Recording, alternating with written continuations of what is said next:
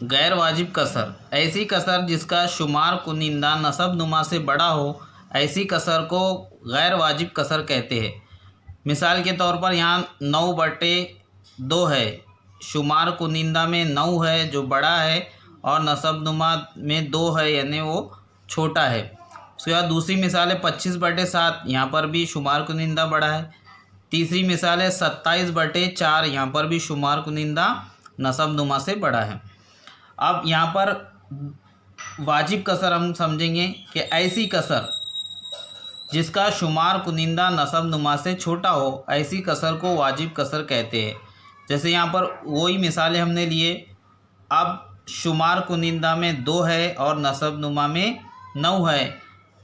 नसब नुमा जो है शुमार कुनिंदा से यहाँ पर बड़ा है। दूसरी मिसाल वही वाली हमने लिए, लेकिन यहाँ पर इसको वाजिब कसर बनाए, यानी यहाँ शुमार कुनिंदा छोटा है, नसब नुमा बड़ा है, 7/25। तीसरी मिसाल यहाँ पर 4/27 लिए, यहाँ पर शुमार कुनिंदा जो है छोटा है और नसब नुमा बड़ा है।